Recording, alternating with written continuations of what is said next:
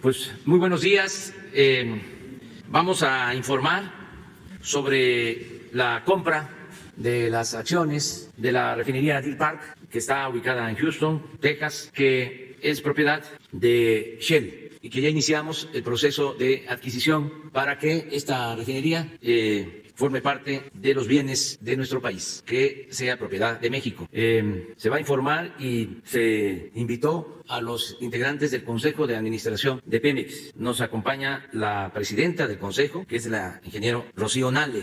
Está también la secretaria de Medio Ambiente, consejera de Pemex, María Luisa Albores, el secretario de Hacienda, Arturo Herrera, el director de Pemex, Octavio Romero Oropesa, el director de la Comisión Federal de Electricidad, Manuel Bartlett Díaz. Y nos acompañan los consejeros independientes, Laura Itzel Castillo Juárez, Juan José Paullada Figueroa, Rafael Espino de la Peña, José Eduardo Beltrán Hernández y Humberto Mayans Canaval.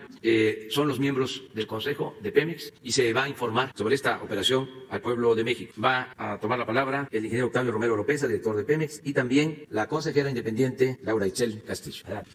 Con su permiso, señor presidente, saludo a los integrantes del Consejo de Administración de Pemex y a los miembros del gabinete. Muy buenos días a todas y a todos. Quisiera comenzar diciendo o hablando del tema de la demanda de combustibles que se tiene estimada en el mundo, de acuerdo con firmas internacionales. Decirles que en el marco de la adquisición de la refinería de Deer Park, y antes de entrar en el tema que nos ocupa, comentarles que en el contexto internacional la demanda prospectiva de combustibles fósiles, de acuerdo con las proyecciones de las principales consultoras especializadas en el sector energético, en los próximos 30 años esta demanda se va a incrementar. No obstante, los esfuerzos internacionales para transitar hacia energías limpias, ello como resultado de la inercia en el crecimiento de las economías a nivel mundial. Si bien es cierto que países europeos y Estados Unidos reducirán su demanda sin que desaparezca su consumo, como se puede observar en esta gráfica que tienen ustedes enfrente, economías emergentes como la India y América Latina, entre otros países, incrementarán significativamente su consumo. Lo mismo en el caso de China, que es el país con mayor crecimiento económico mundial. Todo ello en el entendido de que es necesario como país prepararnos para el futuro en la lógica de la autosuficiencia energética. Una de las consecuencias de la reforma energética en el año 2014 fue el crecimiento de la dependencia del país con las importaciones de gasolina y diésel para abastecer el mercado interno de combustibles. Lo anterior no solo es un factor de riesgo de seguridad energética para México, sino que también afectó negativamente la balanza de productos petroleros del país, que es el resultado de la diferencia de las exportaciones e importaciones petroleras. Se pueden identificar 3 etapas en el comportamiento del saldo de la balanza de productos petroleros durante la última década, como se observa con toda claridad en las gráficas. La primera etapa, ustedes lo pueden ver en el lado izquierdo de la gráfica, va del año 2010 al 2014. Durante ese periodo, el saldo de la balanza todavía era positivo, aunque con una tendencia decreciente. Durante 2011, las exportaciones alcanzaron un nivel de 63,000 millones de dólares, generando un superávit histórico en la balanza comercial petrolera del país de 15,000 millones de dólares. En el 2014, año del arranque de la reforma energética, se registró por última vez un superávit. La segunda etapa, que va del 2015 a 2018, se caracteriza por los saldos negativos crecientes, siendo el año 2018 el de mayor déficit de la balanza comercial petrolera, con 23,000 millones de dólares como consecuencia de la reforma energética. Ahora bien, la tercera etapa se ubica a partir del inicio del rescate de la soberanía energética liderada por el presidente de la República, licenciado Andrés Manuel López Obrador. En esta tercera etapa se observa un marcado cambio de tendencia. Si bien el saldo de la balanza comercial petrolera sigue siendo negativo, comienza una disminución paulatina del déficit comercial y para el cierre del año 2020 este déficit se reduce a 13,600 millones de dólares, cifra inferior a los 23,000 millones observados durante el último año de la administración anterior. Dentro de las importaciones petroleras, la gasolina es el producto que más se importa. En el año 2013, el 45% de las gasolinas provenían del extranjero, incrementándose en el 2018 hasta el 79%. En contraste, a partir de este gobierno, las importaciones de gasolina han disminuido sistemáticamente hasta bajar al 61%, principalmente para el 2019, por la estrategia efectiva de combate al robo de combustibles y adicionalmente a esto en el 2020 por la crisis de la pandemia. En el caso del diésel es todavía más dramático, pues en el 2013 se importaba el 27% y en el último año de la administración anterior subió hasta el 77%. Dicho en otras palabras, se pasó de importar 5,000 millones de dólares en 2013 a 10,000 millones de dólares en 2018. En esta administración, las importaciones de diésel han bajado hasta un 60%. En suma, no obstante que México es una potencia petrolera, la reforma energética en tan solo 4 años nos convirtió en un país dependiente de las importaciones de combustibles. El cambio de paradigma de la actual administración está siendo exitoso. Las estadísticas muestran que la política de fortalecimiento de Pemex para el abasto de combustibles en el país va en la dirección correcta. En congruencia con la actual política de rescate de la soberanía energética, el pasado 24 de mayo, contando con la presencia del presidente de la República, el Consejo de Administración de Petróleos Mexicanos autorizó comprar a Shell Oil Company el 50.005% de su participación accionaria en la refinería de Deer Park, de la que Pemex poseía ya el 49.995% de las acciones. A manera de recuento, diremos que en 1993 Pemex se asoció con Shell para adquirir la refinería de Deer Park, ubicada en Houston, Texas, llevándose a cabo, a partir de ese momento, inversiones necesarias para incrementar su capacidad de procesar crudo pesado. Y además se firmó un acuerdo de suministro de crudo maya a la refinería por 170,000 barriles diarios hasta el año 2023. De esta manera, entre 1995 y 2001, se agregó a la refinería una planta de coquización con capacidad para 90,000 barriles por día. Durante ese periodo, se incrementó paulatinamente el procesamiento del crudo maya hasta alcanzar 247,000 barriles diarios en 2003. Estas inversiones permitieron obtener utilidades importantes en el periodo 2004-2008. Sin embargo, a partir del 2009 y hasta la fecha, salvo algunos años en las que fueron marginales, prácticamente no se han recibido utilidades, no porque no las hayan obtenido, se han obtenido en la refinería, sino porque fueron reinvertidas en su modernización, mantenimiento y pago de deuda. La refinería de Deer Park tiene una capacidad para procesar 340,000 barriles diarios y una configuración compleja. De acuerdo con la firma internacional Solomon, es un índice de complejidad del 12.1. Para ejemplificar lo anterior, decir que el índice promedio de complejidad tecnológica del Sistema Nacional de Refinación en México es de 9.3. De tal forma que Deer Park tiene una capacidad de conversión profunda y su rendimiento de combustóleo es muy bajo, tendiente a cero. Produce alrededor de 110,000 barriles por día de gasolina, 90,000 de diésel y 25,000 barriles de turbocina, además de otros productos. Cabe señalar que en los últimos años Deer Park ha tenido una utilización por arriba del 80% y una disponibilidad operativa por arriba del 95%, lo que significa un bajo porcentaje de paros no programados. Una de las razones por las que la refinería alcanza estas cifras son las inversiones que se han realizado en su mantenimiento. Como resultado de este nivel de utilización, la refinería ha producido por arriba de los 300,000 barriles por día de combustibles en los últimos 19 años, como se puede observar en la gráfica de abajo. Vamos a observar que desde 2002 hasta 2020 la producción de petrolíferos está por encima de los 300,000 barriles. La gráfica de arriba muestra año con año el porcentaje de utilización de la refinería. Es un porcentaje de utilización muy constante.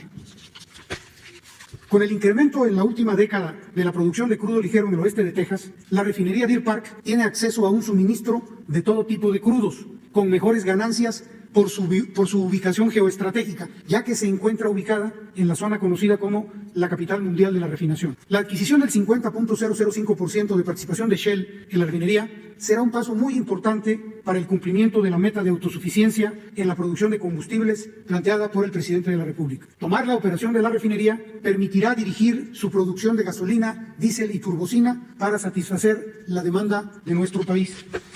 Esta decisión se inscribe en el objetivo de lograr a corto plazo producir el total de combustibles que se requieren en México y para lo cual se están rehabilitando las 6 refinerías del Sistema Nacional, se está construyendo la nueva refinería de Dos Bocas, se reiniciará la reconfiguración de la refinería de Tula y mediante esta transacción que hoy les anunciamos, se adquiere la propiedad total de la refinería de Deer Park y con ello su control y operación. Como resultado de todas estas acciones, Pemex alcanzará una producción estimada de 1.362.000 barriles diarios para abastecer el total de la demanda mexicana de gasolina, diésel, turbocina y otros petrolíferos. Otra ventaja de la refinería de Deer Park es que tiene la flexibilidad de enviar estos productos a México, vía marítima, principalmente a la costa mexicana del Golfo, por ducto hacia la frontera norte, así como por vía terrestre hacia el centro del país. Además de poder procesar y capturar mayor producto del crudo maya, la refinería tendría, en caso de ser necesario, la capacidad de recibir y procesar combustóleo nacional. El valor de esta compraventa es del orden de $596 millones, 106 millones en efectivo para el reembolso del préstamo del socio Shell y 490 millones correspondientes a la deuda de Shell en la sociedad.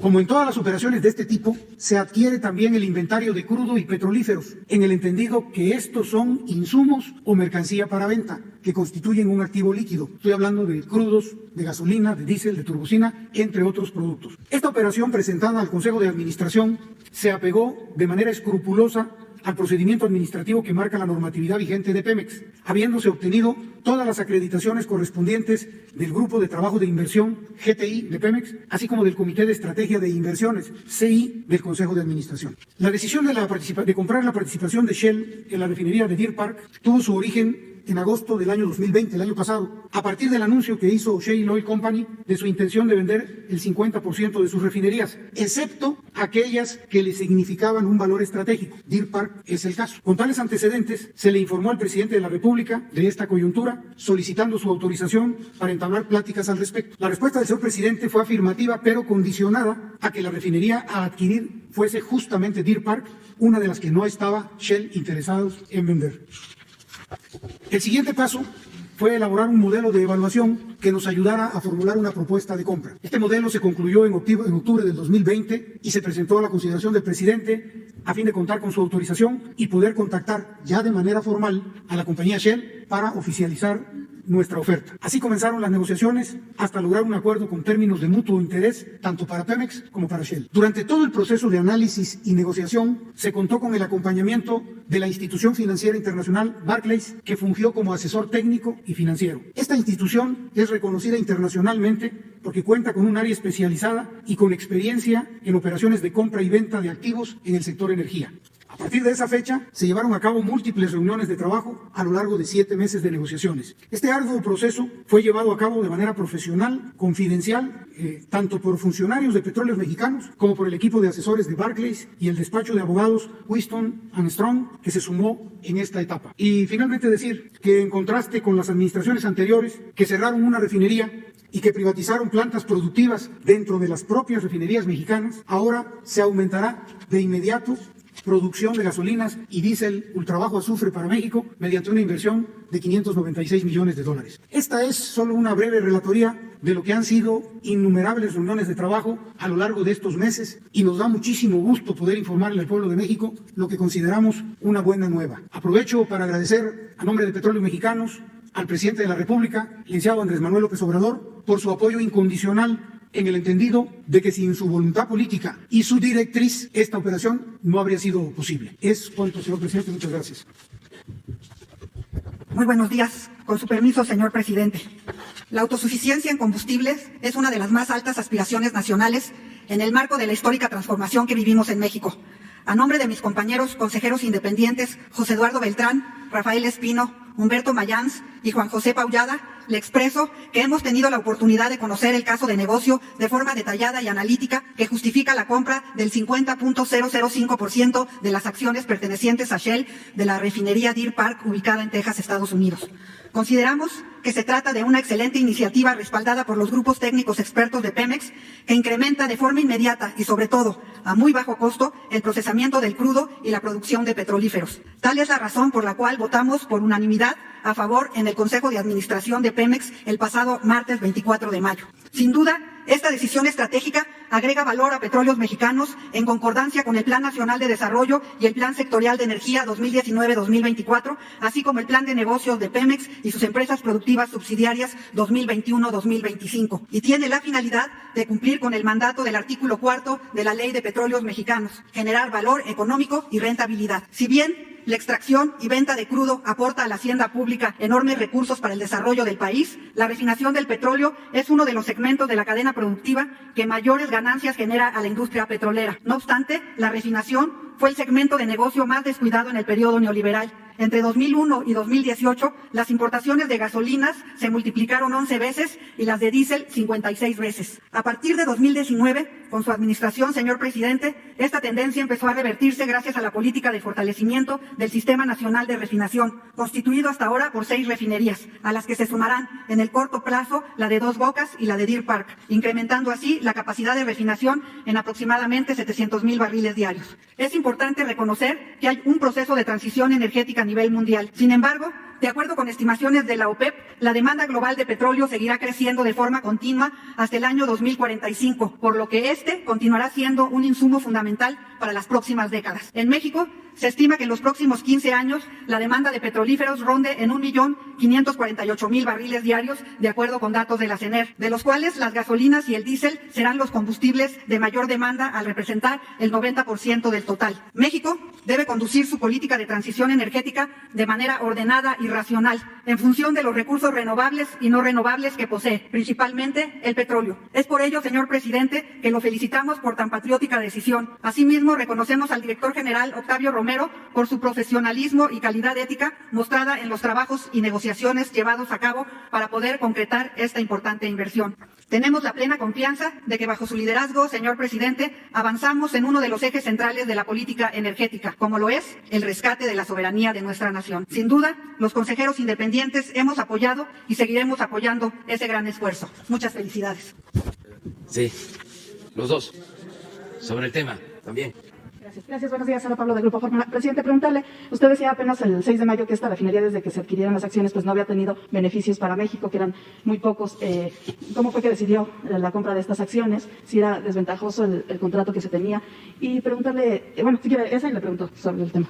Bueno, miren, durante todo el periodo neoliberal, 40 años, no se construyó en México una nueva refinería porque se apostó a vender petróleo crudo y a comprar gasolinas y otros combustibles. La política que se seguía se puede ejemplificar con el símil de que vendíamos naranja y comprábamos jugo de naranja. Vendíamos materia prima, petróleo crudo y comprábamos gasolinas. Un absurdo por completo. Esto no sucedía antes, hasta los años 80. Nosotros producíamos en México todas las gasolinas. Incluso no se vendía petróleo crudo. En ese tiempo, en vez de construir cuando menos una refinería, decidieron adquirir el 49.9% de esta refinería durante el gobierno de Salinas de Gortari. Incluso se trabajó hasta en el anteproyecto para construir una refinería en México. Todavía vive y lo mando a saludar al ingeniero Ocampo, que estuvo trabajando en ese propósito. Se decide comprar las acciones de esta refinería, pero subrayo 49.9 y a Shell le corresponde el 50.1, de modo que desde que se compra la refinería, Pemex era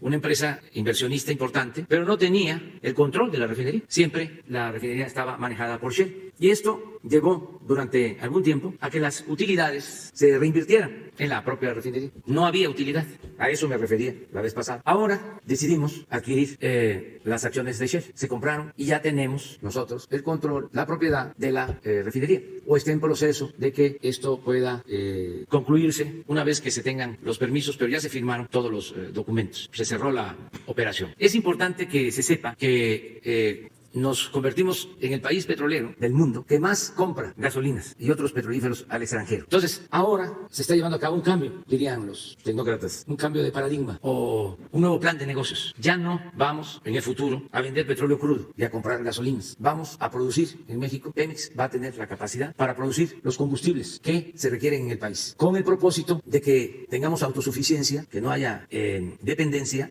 en estos combustibles y que también podamos garantizar que no aumente el precio de las gasolinas, del diésel y de otros derivados del petróleo, porque ese es el compromiso que tenemos. En términos también generales, que es importante que todos estemos informados, aun cuando hemos descubierto nuevos yacimientos, grandes yacimientos de petróleo, 3 grandes yacimientos, tenemos petróleo, materia prima suficiente, no vamos a extraer más allá de lo que necesitamos para nuestro mercado interno, porque se trata, como aquí se ha dicho, de un recurso no renovable que tenemos que cuidar y además tenemos que dejar de herencia a las nuevas generaciones. Entonces, tenemos para extraer más de 3 millones de barriles diarios, pero hemos decidido no producir más de 2 millones de barriles diarios. Esto va a significar que vamos a dejar más reservas probadas que las que encontramos, porque se ha invertido en exploración que no se hacía. Además, por la corrupción que imperó durante el periodo neoliberal, toda la inversión se destinaba a el norte y a las aguas profundas, cuando es de dominio público que el petróleo está en tierra y en las aguas someras. Durante los 10 años anteriores a la llegada de nuestro gobierno, la mitad de la inversión en Pemex se orientó al centro, al norte y a las aguas profundas. Por ejemplo, a Chicontepec, o a comprar plataformas, llevar a cabo contratos para supuestamente extraer petróleo de aguas profundas. Acuérdense de aquella campaña publicitaria del Tesoro que teníamos en el fondo del mar y que había que ir por él. Pues todo eso significó jugosos negocios para las compañías particulares dedicadas a la exploración y a la perforación, pero muy mal negocio para Pemex y para la nación. Entonces, desde que llegamos, el presupuesto lo estamos orientando a el sureste, donde está el petróleo, y a las aguas someras. Por eso se descubrieron estos 3 grandes yacimientos. De modo que tenemos la materia prima. Una función en esta nueva etapa es extraer el petróleo, explorar y producir petróleo. Esa es una actividad fundamental de Pemex. La segunda actividad, que estaba completamente abandonada, era la refinación. Dejaron las refinerías en el más completo abandono, pero no solo eso, ya habían iniciado a vender plantas al interior de los complejos de refinación. Estuvimos llegando a parar la venta de plantas al interior de las refinerías y comenzamos a rehabilitarlas. Llevamos invertidos alrededor de 18,000 millones de pesos en la rehabilitación de las 6 refinerías. Decidimos también reiniciar la construcción de una planta coquizadora en Tula, que se quedó interrumpida, parada. Algunos se deben de acordar de que trasladaban los grandes tanques que llegaron del extranjero por el puerto de Tuxpan hacia Tula en trailers y tenían que quitar hasta los puentes peatonales y paraban el tráfico. Bueno, todo ese equipo quedó ahí porque se vino el escándalo de Odebrecht, que estaba participando en ese contrato. Entonces tomamos la decisión de reiniciar esa obra porque ya se habían destinado $1,500 millones y no íbamos a dejar que se convirtieran en chatarra todos esos equipos. Entonces vamos a invertir $2,500 millones más, pero vamos a tener capacidad para incrementar la producción de gasolinas y de diésel en Tula en alrededor de 70,000 barriles. Adicionalmente, se decidió la construcción de la nueva refinería de Dos Bocas, que para el año próximo va a tener ya capacidad para producir 340,000 barriles de crudo. Pero nos faltaba para la autosuficiencia, nos faltaba una planta de 200,000 barriles. Teníamos 2 opciones. Una, reiniciar un tren de refinación en Cangrejera para procesar 100,000 barriles, o adquirir Deer Park. ¿No convenía esperar al 2023 para la renegociación del contrato en el caso de la refinería de Texas? Decía el director de Pemex que en el 2023 se vencía un contrato. No sé si ese contrato era solo para el suministro de... Suministro, nada más. La propiedad continuaba. Entonces, lo que aquí comentó el director de Pemex, si él decidió vender la mitad de sus refinerías, no incluía Deer Park. Entonces, le ofrecimos comprar sus acciones en Deer Park. Se llevó a cabo toda la operación en sigilo, porque así se hacen estas operaciones. Si no, se hubiese roto la negociación. Pero además, imagínense, si lo hacemos público desde el principio, nuestros adversarios, los conservadores, que no les gusta nada, pues nos hubiesen bombardeado, ¿no? Y no hubiésemos logrado llevar a cabo esta operación, que es fundamental porque nos da la capacidad para procesar 340,000 barriles. Entonces, ahora sí ya, de ese 60% que estamos importando de gasolinas, estamos decididos a que para el 23 dejemos ya de comprar las gasolinas. Y esto, repito, nos va a significar autosuficiencia, es seguridad nacional, porque no somos dependientes, y algo muy importante, que no aumenten los precios de los combustibles. No solo para ayudar a que no se afecte la economía familiar, porque el aumento de la gasolina afecta a la economía en general, de manera directa al momento del desembolso, que hay que pagar más por la compra de la gasolina, pero también significa inflación. Aumentan los costos de la gasolina y hay inflación. Un secretario de Hacienda reciente, de la pasada administración, llegó a decir de que no importaba que aumentara la gasolina. Les aseguro que no estoy inventando nada. Que no importaba porque la mayoría de la gente no tenía carros, vehículos, automóviles, y que no le afectaba. Secretario de Hacienda, de estos más afamados tecnócratas, que la verdad fueron los que llevaron al país a la grave crisis económica, a la crisis de México. Por esa concepción, una falta de sensibilidad completa, porque esto no es un asunto solo técnico, pues es de juicio práctico, es de sentido común, es es el menos común de los sentidos. Entonces luego viene una tercera etapa, es extraer el petróleo, procesarlo para producir los combustibles, y la tercera etapa es la distribución, la venta de los combustibles. Que Pemex tenga la rectoría para evitar contrabando, para evitar huachicol y para tener control de precio. Que no estemos dando subsidio y que ese subsidio que se da para que no aumente la gasolina no se le transfiera al consumidor, sino se quede en el intermediario. Entonces para eso requerimos también que Pemex tenga más participación en el mercado. Esto nos va a llevar a aplicar la nueva ley de hidrocarburos, que está siendo muy combatida porque no quieren que Pemex se consolide. El propósito de los neoliberales corruptos era destruir a Pemex y a la Comisión Federal de Electricidad. Era abrir completamente el mercado a particulares y sobre todo a las empresas extranjeras. Entonces nosotros, sin incumplir compromisos, se mantienen contratos, por ejemplo, para explorar las llamadas rondas que llevaron a cabo para entregar parte del territorio a particulares, con el engaño de que iba a llegar la inversión extranjera a raudales y que íbamos a producir mucho petróleo. Lo cierto es que no ha llegado la inversión a raudales, y de los 107 contratos que se entregaron, pues están en activo cuando mucho 10. Ya podríamos suspender esos contratos. No lo vamos a hacer, no lo vamos a hacer. Aún no cumpliendo, porque no invirtieron.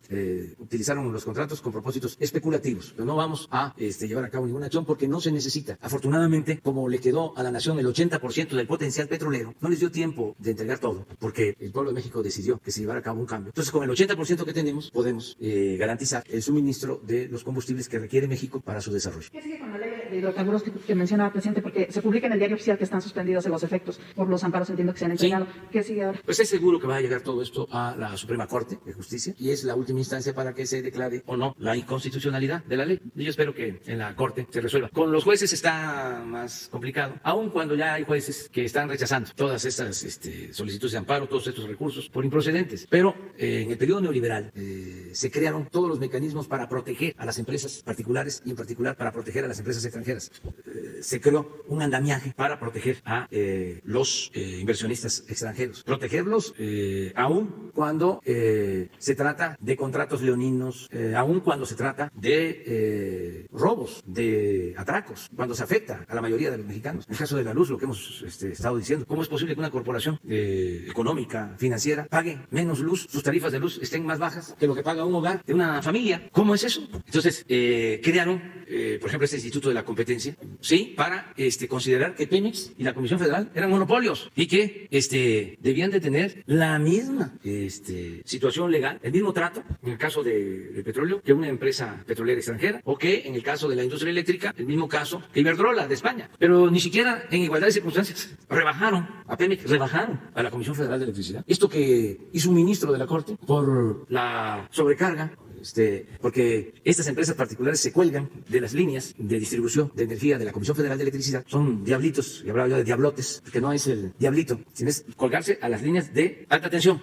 Entonces, ¿qué es un riesgo? Porque pueden ocasionar apagones si no hay control. Se planteó de que era un asunto de seguridad nacional que teníamos que cuidarlo. Pues un ministro en la Corte conservador resolvió que no. Lo dije la vez pasada y lo voy a seguir diciendo porque a lo mejor él ni sabe el riesgo que significa el que no exista un control en la operación de las redes de energía eléctrica. Entonces, todo es defender a particulares, defender a empresas. El Poder Judicial debe de tener como propósito defender a los mexicanos, defender a los ciudadanos mexicanos, defender al pueblo y defender a la nación. Entonces se convirtió en un poder para defender a grupos de intereses creados, pero ese es otro asunto. Gracias, presidente. Finalmente, preguntarle sobre el tema de violencia política. Por un lado, en el caso de Abel Murrieta, si usted tiene ya confirmación de que hay detenidos, se dice que hay 10 detenidos en el caso de este asesinato, entre ellos el autor intelectual. Ayer hubo otro homicidio de otra candidata. Preguntarle qué se va a hacer en este asunto de la violencia política. Pues es muy lamentable lo de ayer también. De esta candidata que fue asesinada. Nuestro pésame a sus familiares. Es una situación lamentable porque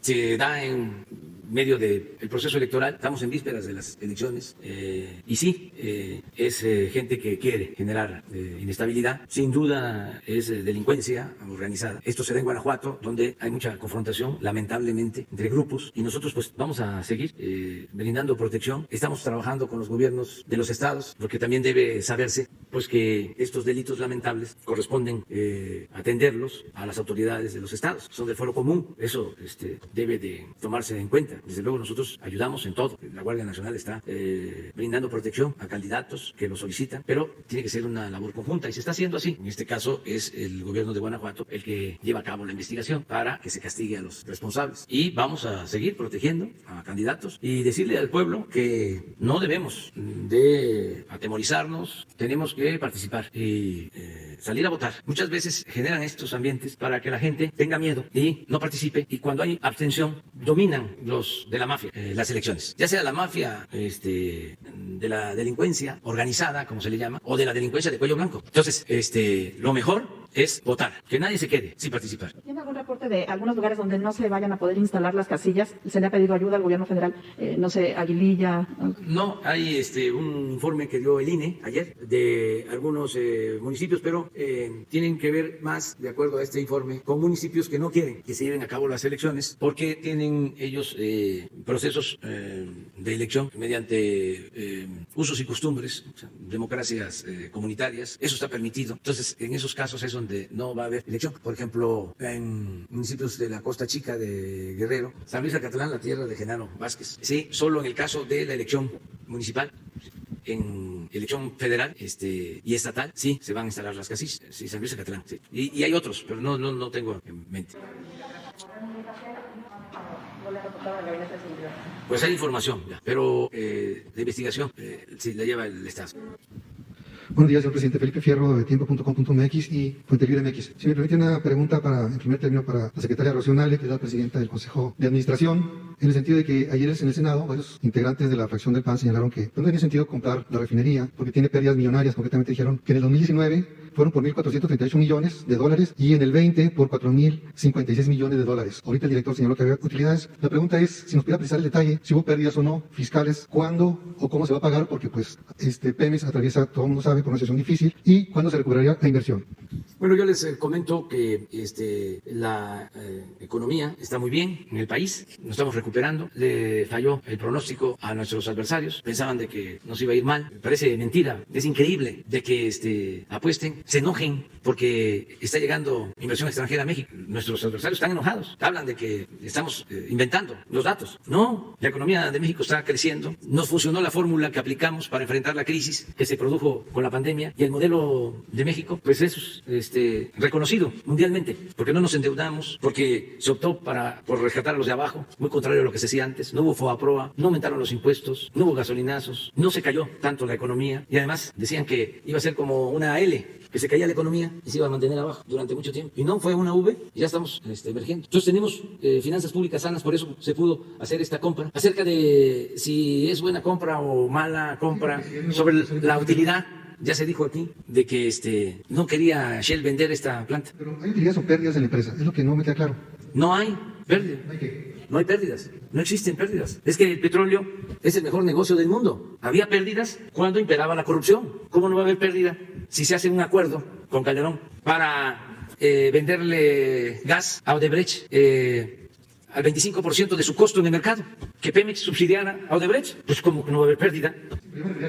¿A esta planta? A esa planta no, ha tenido pérdida, ha habido ganancias, lo que han hecho es reinvertir las utilidades, pero a ver si Octavio lo explica. Sí, la planta de la refinería de Deer Park ha venido teniendo utilidades a lo largo de todos los años, excepción del año pasado. Fue el COVID ahí, fuera de la farmacéutica y de las tiendas de alimentos, yo creo que muy pocas en el mundo tuvieron ganancias. Entonces, el año pasado no hubo ganancias en esta empresa, pero a lo largo de todos los demás años ha tenido una actividad constante, un buen desempeño y utilidades. El tema es que ¿Cuánto es la deuda que tiene esta empresa? ¿Perdón? ¿Cuánto es la deuda que tiene esta empresa? La deuda asciende alrededor de 980 millones de dólares. ¿Y cómo se va a pagar de México a ellos? ¿Con el Nosotros crédito? pedimos la autorización al señor presidente y yo le dejaría al presidente la respuesta. Es que es muy interesante su pregunta, es muy interesante, porque tenemos una reserva de recursos. ¿Cuánto? Teníamos 47,000 millones de pesos de reserva, 30,000 que están en manobra y 17,000 que se conservaron para lo que era el Fonden. para riesgos, para tener recursos en el caso de que se requiriera. De eso ya se han comprometido alrededor de 10,000 millones por el apoyo que se está dando a Tabasco, a Chiapas, a Veracruz por las inundaciones. Pero los 30,000 de Banobras están ahí. ¿Pasan a Pemex? Sí, se van a entregar a Pemex. Con ese dinero se compra la refinería y se inicia la construcción de la coquizadora de Tula, haciendo las cuentas bien. Son 600 millones de dólares aquí. Y tenemos en Banobras 30,000. Esto en pesos significan 12,000 millones. Nos quedan, bueno, estos son 12, ¿no? Sí, pero ahora está menos de 20, pero en general 12. ¿Y en cuántos años se recuperaría la inversión, señor presidente? En 2 o 3 años la inversión. Pero eso ya está hecho, el análisis financiero específico para esto, ¿no? Es un buen negocio para el país. Pero es importante decirles que tenemos recursos. Tenemos, aquí van a ser cerca de 12,000 millones. Nos quedan, ¿qué? 18. No, perdón, nos quedan 18. Y la coquizadora sí son 2.500 millones de dólares. Ahí estamos hablando de alrededor de 50,000 millones. No, ya tenemos. No van a salir al mercado. Pero son 3 años. La coquizadora, son 3 años. Entonces tenemos 18 para empezar ya, porque si no también no terminamos en el 23. Muy bien, señor presidente. En otro tema, ayer el exgobernador de Chihuahua, Fernando Baeza, hizo una conferencia de prensa hace años que no lo hacía. Abordó un tema político y aparte el tema del agua. Concretamente su posición sobre el punto y dijo que no había influencia del narcotráfico en el movimiento del agua en Chihuahua. Y exhibió un video en donde se están entregando las armas, ahí de la presa de la Boquilla, a los militares. Y los militares están subiendo. Y él pidió que se hiciera, pues que se aclarara cuál era la situación, porque esas armas nunca se perdieron, se las llevaron los miembros del ejército y hay videos y declaraciones sobre eso. La pregunta concreta es, ¿cuántas armas se perdieron, si usted lo sabe? ¿Y cuál es la situación que guarda la denuncia que se presentó? Porque estas armas, como usted lo anunció, aparecieron luego en manos del cártel, creo que de Jalisco, Nueva Generación. Sí, así fue. Si te parece, mañana traemos el informe. Sí, señor. Sí, sobre cómo armas de la Guardia Nacional que se perdieron en la Boquilla, en Chihuahua, al paso del tiempo, aparecieron en un campo de entrenamiento y en un almacén o bodega de un grupo de la delincuencia en la costa de Nayarit, cerca de Vallarta. Entonces tenemos el informe para dar a conocer qué armas fueron. ¿Cómo llegaron a la delincuencia? Pues eso sí, no sabemos, ¿no? A ver, sobre el tema. Buenos días, señor presidente, buenos días a todos los invitados. Eduardo Esquivel Ancona, SDP Noticias. Mi primera pregunta sería, ¿qué otros productos está produciendo la refinería de Deer Park, aparte de la turbocina, las gasolinas, el diésel? Porque no solo somos autosuficientes en estos combustibles, sino hay otros elementos químicos. Usted acaba de hablar del etano que por contrato hay que dárselo a etileno 21 para el contrato ese famoso que tanto ha afectado a la petrolera. Esa sería mi primera pregunta. Sí, mire, nosotros desde el principio fuimos muy claros de que teníamos que priorizar, teníamos que definir qué podíamos hacer en nuestro periodo, con la idea de que el que mucho abarca poco aprieta y de que era mejor poco pero bien. Poco pero mejor. Entonces, hay muchos problemas nacionales, graves y grandes problemas nacionales. Entonces, empezamos por definir que el principal problema era la corrupción. Esto es interesante, porque pues hay un problema educativo, hay un problema de salud, hay problemas en el campo, hay problemas de desempleo, hay problemas de bajos salarios, muchísimos problemas. Pobreza, violencia. Entonces, a ver, ¿cuál es la causa principal de la desigualdad económica y social en México? Y llegamos a la conclusión, y eso lo comparto, que el principal problema, lo que impide a México salir adelante, lo que echa por la borda todo, es la corrupción. Entonces, por eso dijimos la corrupción, Andrés Manuel. Así como una vez Clinton dijo, la economía, tonto, ahora es la corrupción. Y si me dicen que lo diga en pocas palabras, ¿cuál es el plan del gobierno? El plan del gobierno, todos los tomos, el tratado, el plan del gobierno. Pero que lo diga en muy pocas palabras, aún sin hablar de corrido, porque yo hablo despacio, y que lo diga en el tiempo que tardo parado en un solo pie. ¿Cuál es el plan del gobierno? Acabar con la corrupción. Bueno, esa fórmula ha resultado exitosa, porque desde luego que sabíamos que imperaba la corrupción, como todos los mexicanos, pero lo que encontramos cuando llegamos al gobierno no lo imaginábamos. Es una corrupción sin precedente. Entonces, al momento que enfrentamos esa corrupción, pues tenemos reservas. ¿De dónde va a salir el dinero para comprar la refinería? Pues tenemos reservas. No necesitamos crédito. No es deuda, porque se iba mucho dinero por el caño de la corrupción. Entonces, eso nos ha ayudado muchísimo. Acerca de tu pregunta es lo mismo. A ver, dicen los asiáticos, un problema bien planteado es un problema medio resuelto. Pemex es mucho lo que atiende: exploración, perforación de pozos, ductos, distribución de hidrocarburos, refinación, petroquímica. Es una gran empresa. A partir de la expropiación petrolera se consolidó Pemex hasta que llegaron los neoliberales a destruir todo. Pemex tenía, antes del periodo neoliberal, una industria petroquímica ejemplar, de las mejores del mundo. Así como teníamos el Instituto Mexicano del Petróleo como un ejemplo de desarrollo tecnológico, teníamos toda la industria petroquímica. Llegaron los neoliberales y en un abrir y cerrar de ojos acabaron con todo. Da tristeza ir a la cangrejera, ir a las plantas petroquímicas, que quedaron en más completo abandono. Entonces, teníamos que optar, decir, a ver, nos metemos a rescatar la petroquímica, no vamos a lograr. Vamos a dejar las bases, pero no vamos a poder, porque se esmeraron en destruir la industria petroquímica. Si la refinería se salvó de milagros, y les comentaba yo que ya habían empezado a vender las plantas. Esta refinería que compramos, a ver, ¿por qué no pones la gráfica de su capacidad operativa? 80% promedio. Las refinerías nuestras, las 6, nos las dejaron en una capacidad de producción de ¿cuánto, Rocío? De su capacidad operativa. 32%. Yo no sé cómo es que hay gente que quiere que regrese ese desastre, esa corrupción, solo que fuésemos masoquistas. Bueno, pero esto se repite en todas las refinerías de Estados Unidos. De su capacidad productiva tienen el 80%. Nosotros recibimos las refinerías en el 35%. Ahí vamos, poco a poco, invirtiendo, cambiando las plantas, modernizándolas para levantar su capacidad productiva. Queremos llegar a procesar en el 2023 1.200.000 barriles diarios. Ahorita estamos procesando 900, pero vamos a llegar a 1.200.000. Bueno, no podemos más que extraer el petróleo sin agotar yacimientos. O sea, es explorar y producir crudo. Eso está garantizado. Es extraer el petróleo, procesarlo para ser autosuficientes en gasolina, en diésel, en otros petrolíferos, no en todos los productos petroquímicos. No podríamos. Por ejemplo, lo del etano que se está planteando. No podríamos. Eso va a corresponder a los que van a seguir en el gobierno, a continuar en el gobierno, a los que van a llegar a gobernar México. Tienen que seguir con esta política, pero nosotros ya no vamos a alcanzar. Ni tenemos el tiempo, ni tenemos los recursos. Entonces es extraer petróleo, refinarlo y venderlo a precios justos en el mercado interno. Ese es nuestro plan, básicamente. Una segunda pregunta, señor presidente, si me lo permite. ¿Habrá una investigación sobre PMI Holding que estaba en su domicilio fiscal era en los Países Bajos, y ellos los que manejaban la relación con Deer Park, pero esta empresa, pues aparte de que estaba en los Países Bajos, que es casi considerado como un paraíso fiscal, no reportaban a Hacienda lo que hacía esta empresa que manejaba lo de Deer Park, las utilidades que tenía, que sí las tenía la refinería.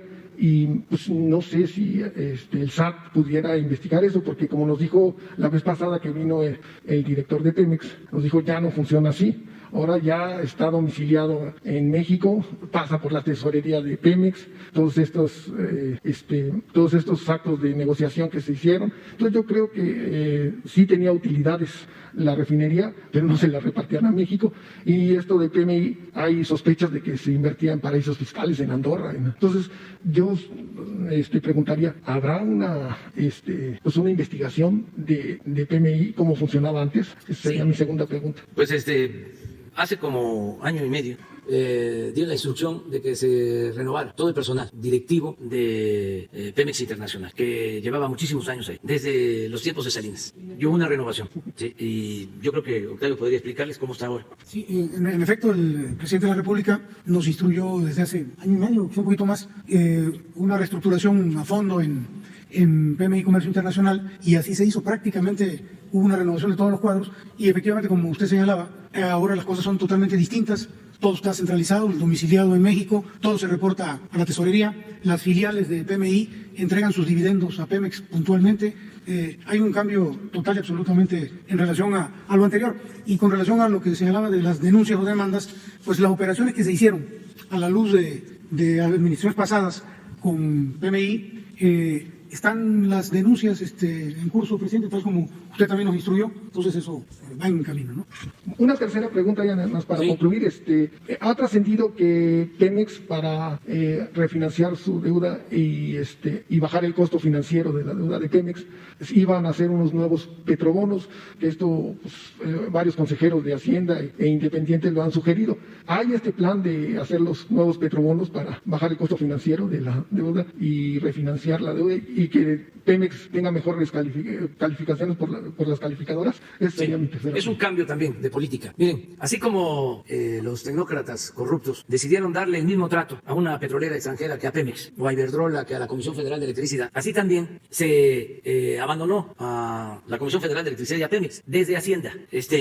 También al interior del gobierno, Hacienda veía a Pemex y a la Comisión Federal de Electricidad como empresas ajenas al gobierno, como empresas particulares. Y durante muchos años se dedicaron en Hacienda a ordeñar a Pemex. Hubo un gran operativo de Huachicol desde Hacienda. Le quitaban todo, todo. No hay que olvidar de que hubieron años en que el presupuesto nacional se integraba con lo que se obtenía por la venta de petróleo al extranjero. Hasta el 40% del presupuesto nacional provenía del petróleo. 40% del presupuesto nacional. Así durante varios años. Todos se lo quitaron. Eso ya cambió. Ahora, año con año, se le están reduciendo los impuestos a Pemex. Porque Arturo Herrera, secretario de Hacienda, tiene esa misma convicción de la presidencia de apoyar a Pemex. Y se apoya a Pemex quitándole carga fiscal y se apoya a la Comisión Federal de Electricidad. Porque no son empresas particulares, ajenas al gobierno. Son empresas del gobierno de la República, son empresas del pueblo de México. Siempre lo hemos dicho. Entonces, no podemos desatender a estas dos empresas que son estratégicas, fundamentales. Esto es un cambio. Para los tecnócratas no era así. Entonces, les estoy comentando de cómo crear un andamiaje administrativo para ningunear a Pemex y a la Comisión Federal de Electricidad. Hasta en el Poder Judicial crearon juzgados especiales. Es increíble que ahora que presentamos las iniciativas para fortalecer a la Comisión Federal y a Pemex, el Instituto de la Competencia, que lo estamos financiando con el presupuesto público, que es dinero del pueblo, en vez de defender a Pemex y a la Comisión Federal, se ocupa de la defensa de las grandes corporaciones privadas. Es increíble. Y que los jueces hagan lo mismo del Poder Judicial. Entonces, en el caso de la deuda, que es tu pregunta, igual nosotros vamos a apoyar a Pemex. ¿Cómo es que la deuda soberana, la deuda que tiene que ver con Hacienda, pague menos tasas de interés que las que paga Pemex? Si nosotros somos el aval, si las empresas públicas son del gobierno de la República. Entonces vamos a apoyar siempre a Pemex y a la Comisión Federal de Electricidad. Aquí la clave está en limpiar de corrupción, terminar de limpiar de corrupción a Pemex y a la Comisión Federal de Electricidad. Es que no puedo hablar de eso, porque si adelanto, es como si hubiese dado a conocer que estábamos en negociación para comprar la refinería, se iba a distorsionar. El mercado no iba a ser posible ningún acuerdo. Lo único que puedo decir es que Pemex va a tener todo el respaldo del gobierno de la República. Ya vamos a terminar. Ya fue mucho y es muy buena noticia, la verdad. Estoy lo que le sigue de contento. Estoy muy contento, porque es todo un desafío. Y aquí nos va a tocar a todos constatar, porque estoy optimista, de que en el 2023 vamos a estar produciendo en México las gasolinas, el diésel, y vamos a ser autosuficientes y vamos a estar constatando de que no van a aumentar los precios de los combustibles. Es una muy buena noticia. Miren, siempre venían a comprarnos. ¿A qué venían? Muchos. Pensaban que México era tierra de conquista. Lo mencionó el general Cárdenas cuando la expropiación petrolera. Lo escribió en su diario. Hay una carta que se le atribuye a Adolfo López Mateos. Unos dicen que es apócrifa, pero sea real o no, es una joya esa carta. Y hay un párrafo que viene muy bien al tema en cuestión. A ver si no tienes la carta. Fíjense lo que decía Adolfo López Mateos, 1960, cuando nacionaliza la industria eléctrica. A él se le atribuye esa carta. Hay quienes dicen que no la escribió, pero esta carta. Pero para no leerla toda, hay dos párrafos que sí valen la pena. Creo que al final. Aquí está.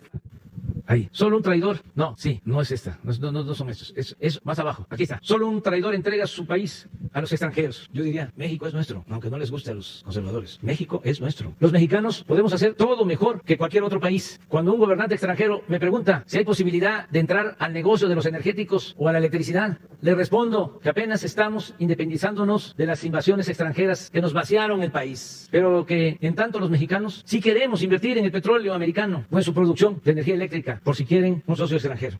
Es un hecho histórico y como llevamos muy buena relación con el gobierno de Estados Unidos, el presidente Biden, y se requieren de las autorizaciones del gobierno de Estados Unidos, estamos seguros que no vamos a tener ningún problema para consumar esta compra en beneficio de nuestro país. Muchísimas gracias.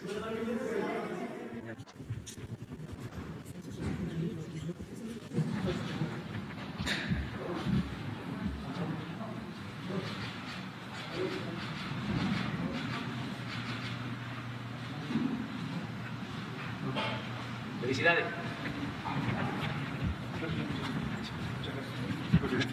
Muchas gracias por escucharlo. De primera.